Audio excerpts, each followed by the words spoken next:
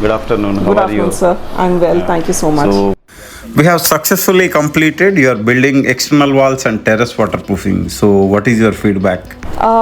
So first, what I would like to share is, as what you saw before, this house is some 15 years old. Yes, almost.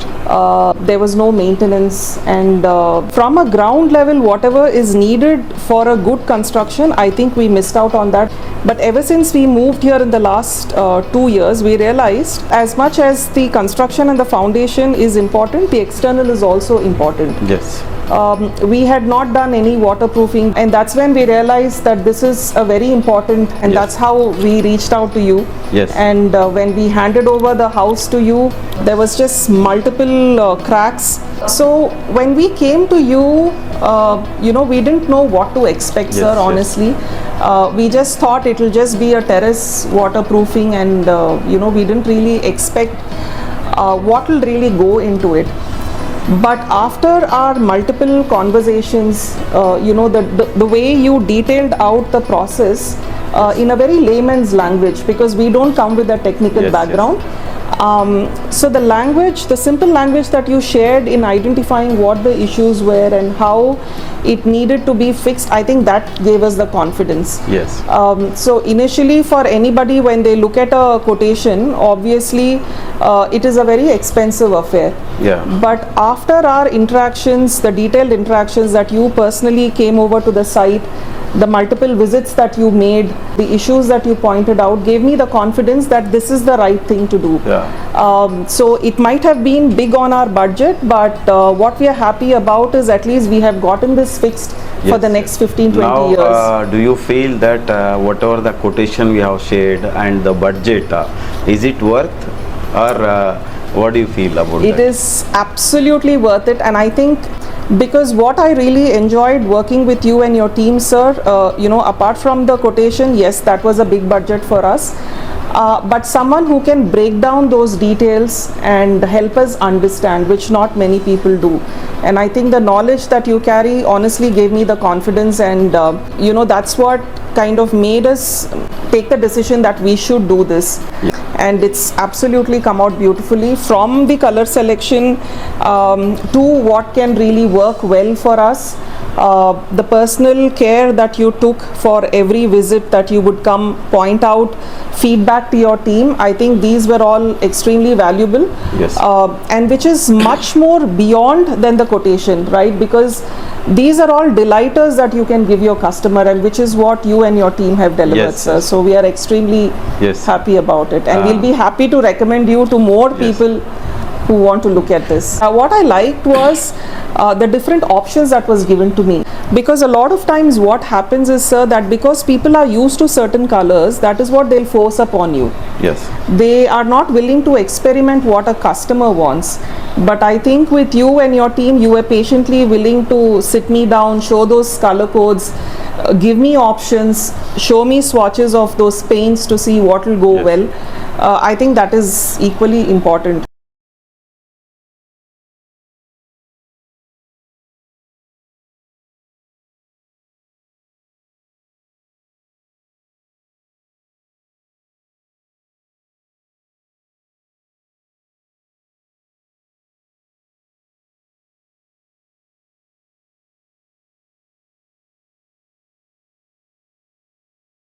మనకి school సంబంధించిన incharge ఉన్నారు ఇక్కడ, building incharge. Hello sir, Hemanth గారు. Sir నమస్తే sir.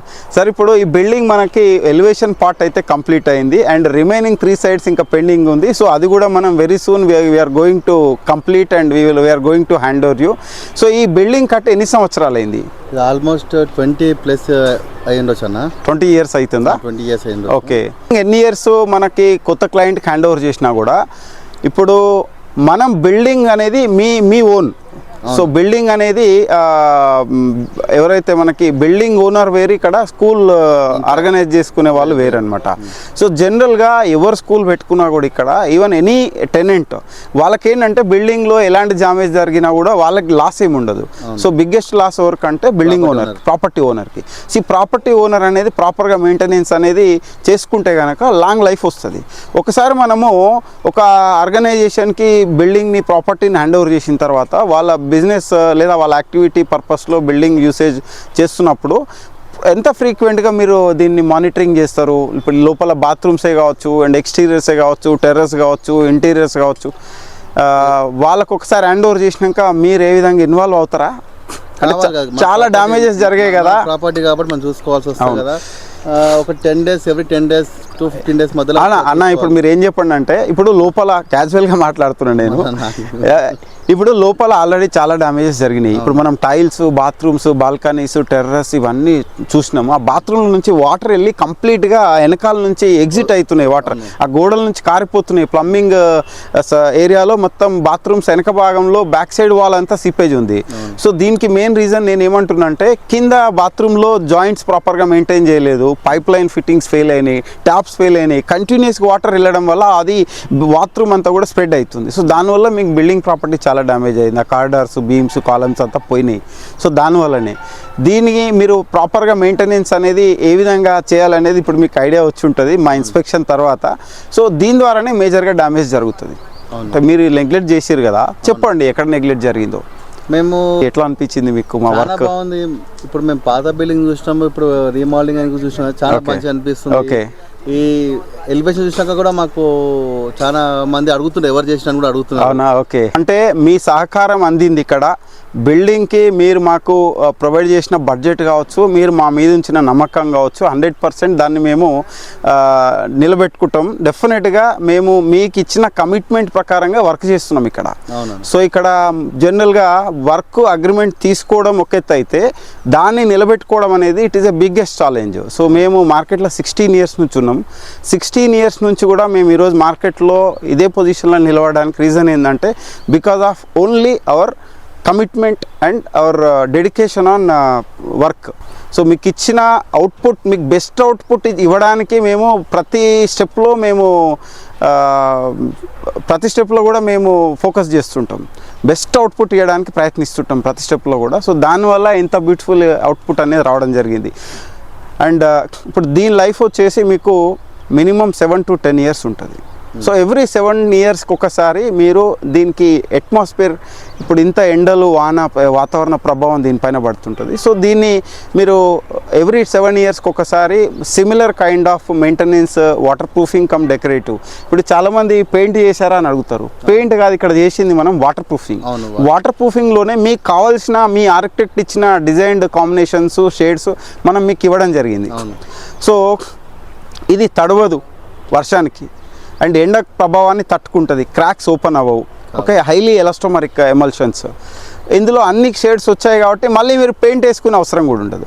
ఇప్పుడు normal painting అయితే దాని life వచ్చేసి 3 years హార్డ్లీ. ఆ తర్వాత 3 years కూడా అది వాటర్ ప్రూఫింగ్ ఉండదు. అది ఓన్లీ బిల్డింగ్ రంగు మారుస్తుంది, అంటే బిల్డింగ్ కలర్ మాత్రం చేంజ్ అయితే తప్పించి దానివల్ల ఎట్లాంటి బెనిఫిట్ ఉండదు. ఇప్పుడు మనం వాల్ పైన వాటర్ వేసి చూస్తే కంప్లీట్గా కిందికే వచ్చేస్తాయి, వాటర్ అబ్జార్ప్షన్ అనేది చేయదు, 0 water absorption అనమాట.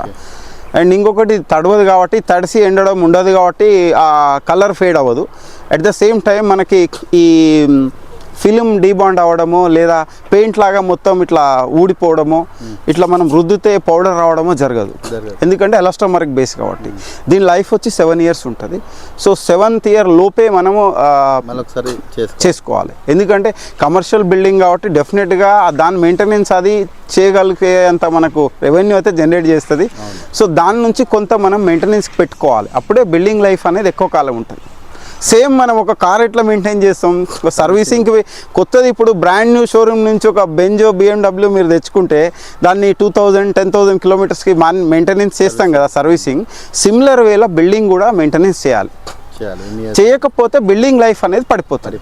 మరి మీకు ఈ కట్టిన బిల్డింగ్ కానీ, బిల్డర్ కానీ, దీని ఇంజనీర్ కానీ మీకు చెప్పలేదా బిల్డింగ్ ఏ విధంగా మెయింటైన్ చేయాలి? 20 years నుంచి దాన్ని అట్లా, అంటే కొంచెం మెయింటెనెన్స్ అయితే లేదనే చెప్పాలి, ఉన్న వాస్తవం. సో ఇప్పుడు అంటే మనం ఒకరికి ఇచ్చినాం కదా, వాళ్ళు చూసుకుంటారా అని మా బిజీ షెడ్యూల్లో మేము రాకపోవడం, ఓకే, ఇవన్నీ రీజన్స్ ఉన్నాయి. ఓకే, ఇప్పుడు మనకు తెలిసి వచ్చింది కదా, నెక్స్ట్ ఫాలో చేద్దాం. ఎస్. సో ఈవెన్ ఇక్కడనే కాదు, ఈవెన్ హైదరాబాద్లో అక్రాస్ ఎనీ ఏరియాలో మనకి కమర్షియల్ బిల్డింగ్స్ కానీ, రెసిడెన్షియల్ బిల్డింగ్స్లో కూడా కట్టిన తర్వాత దాన్ని ఏ విధంగా మెయింటైన్ చేయాలో ఎవరు చెప్పరు. సో దీనివల్ల ఒక 100 సంవత్సరాలు ఉండే బిల్డింగ్ ఒక 20-25 సంవత్సరాలకే డ్యామేజ్ కండిషన్లోకి వచ్చేస్తుంది.